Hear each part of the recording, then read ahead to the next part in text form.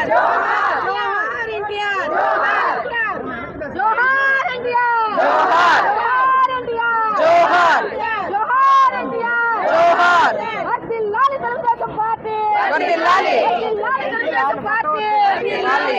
లోకేష్ అన్న working president గా బాధ్యతలు తీసుకున్నాక నిన్న మహానాడులో మహిళలకి చట్టసభల్లో 33% అవకాశం కల్పిస్తూ తీసుకున్న నిర్ణయం ఒక చారిత్రాత్మకం. ఎందుకంటే మనందరికీ తెలిసిందే, కేంద్ర స్థాయిలో కొన్ని రాజకీయ అడ్డంకుల వల్ల బిల్ ఆమోదం కాకపోయినా రాష్ట్ర స్థాయిలో మహిళలకి 33% ఇస్తూ ముందుకెళ్ళింది మన తెలుగుదేశం పార్టీ. ఆ బాధ్యతని తీసుకొని అమలు చేసింది మన లోకేష్ అన్న. మహిళలకి గౌరవం గురించి మాట్లాడుకుంటే టీడీపీ స్థాపించిన దగ్గర నుంచి మనం చూస్తే ఒక మహిళ నిలబడితే ఆ కుటుంబం నిలబడుతుంది అని అన్న ఎన్టీఆర్ గారు ఆ రోజుల్లోనే మహిళలకి ఆస్తిలో సమాన హక్కు కల్పించారు. అదేవిధంగా చంద్రబాబు నాయుడు గారు డ్వాక్రా సంఘాలను ప్రవేశపెట్టారు. ఇప్పుడు మనం చూస్తే లక్షల డ్వాక్రా గ్రూపులను బలోపేతం చేస్తూ కొన్ని వేల కోట్లు కేటాయించడం జరుగుతుంది. అలాగే స్థానిక సంస్థల్లో రిజర్వేషన్లైనా మనం అందరం ఆలోచిస్తే మహిళలు ఒకప్పుడు బ్యాంక్ అంటే భయపడి బ్యాంక్ అంటే ఎలా వెళ్ళాలి ఎట్లా చూడాలని తెలియని మహిళలు ఇప్పుడు బ్యాంక్ లావాదేవీలు చూస్తున్నారు. గ్రామ సభలకి వెళ్ళాలన్నా లేదా మాట్లాడాలన్నా ఆలోచన చేసే మహిళలు ఇప్పుడు గ్రామాల్లో సర్పంచ్లుగా చైర్పర్సన్గా మనం ఈవెన్ అసెంబ్లీలో కూడా మహిళలను చూస్తున్నామంటే.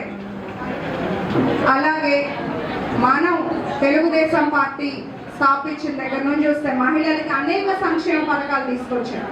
పసుపు కుంకుమ, తల్లి బిడ్డ ఎక్స్ప్రెస్ కానీ, ఉద్యోగ అవకాశాలు కానీ, వేలాది టీచర్ పోస్టులు కానీ, మహిళా కమిషన్ ఏర్పాటు చేసుకోవడం కానీ, లేదా మహిళల్ని పారిశ్రామికవేత్తలుగా తీర్చిదిద్దడంలో కానీ. ఇప్పుడు అంతేందుకు ఈ 2 ఏళ్ళు మన కూటమి పాలన చూస్తే మన ప్రభుత్వం ఎలా అయితే ఎలక్షన్స్ ముందు సూపర్ 6 హామీ ఇచ్చారో అందులో అత్యధిక ప్రాధాన్యత మహిళలకు ఇస్తూ ముందుకెళ్ళడం జరిగింది.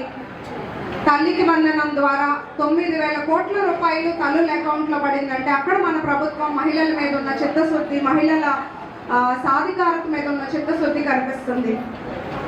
అట్లాగే ఉచిత బస్ అయినా, ఉచిత గ్యాస్ అయినా, డిఎస్సిలో మహిళలకు రిజర్వేషన్ అయినా,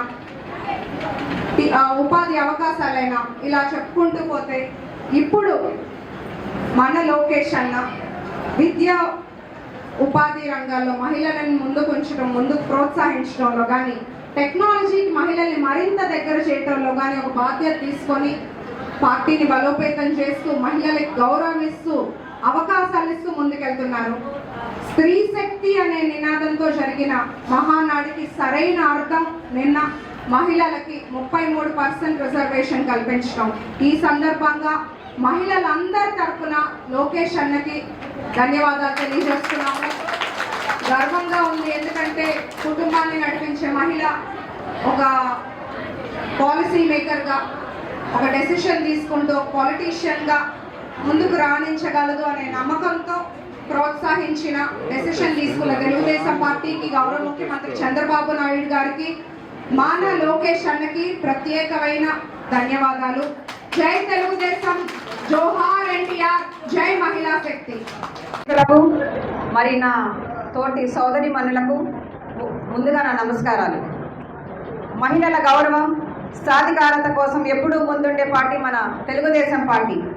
మహానేత నందమూరి తారక రామారావు గారు మహిళలకు ఆస్తి హక్కులు ఇచ్చి చరిత్రను రాస్తే మహిళల ఆర్థిక భద్రత కోసం డ్వాక్రా సంఘాలను బలోపేతం చేసి లక్షలాది కుటుంబాలకు అండగా నిలిచిన నాయకులు మరి మన నారా చంద్రబాబు నాయుడు గారు.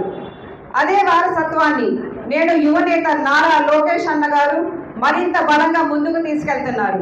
నిన్న జరిగిన మహానాడు వేదికగా మహిళలకు వచ్చే ఎన్నికలలో 33% రాజకీయ రిజర్వేషన్ కల్పిస్తామని లోకేష్ గారు ప్రకటించడం నిజంగా చారిత్రాత్మక నిర్ణయం.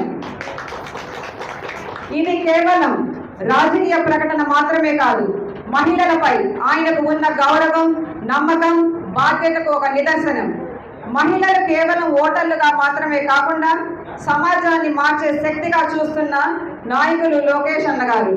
చాలా మంది మహిళా సాధికారత గురించి మాట్లాడతారు, కానీ అవకాశాలు ఇవ్వడంలో వెనకడుగు వేస్తున్నారు. కానీ లోకేష్ గారు మాత్రం మాటలకి కాదు, చేతల్లో మహిళలకు ప్రాధాన్యం ఇస్తున్నారు.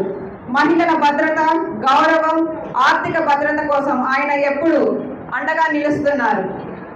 మహిళల అభివృద్ధి రాష్ట్ర అభివృద్ధి అని నమ్మకంతో ముందుకు సాగుతున్న లోకేష్ అన్న గారి నాయకత్వం ప్రతి మహిళకు కొంత ధైర్యాన్ని ఇస్తుందని, ఈ నిర్ణయం మహిళా రాజకీయాల చరిత్రలో ఒక గొప్ప మైలురాయిగా నిలబడుతుందని ఆశిస్తూ మరి నాకు ఈ అవకాశం ఇచ్చిన వారికి ప్రత్యేక ధన్యవాదాలు తెలియజేసుకున్నాను. జై తెలుగుదేశం, జై చంద్రబాబు నాయుడు గారు, జై లోకేష్ అన్న. Thank you.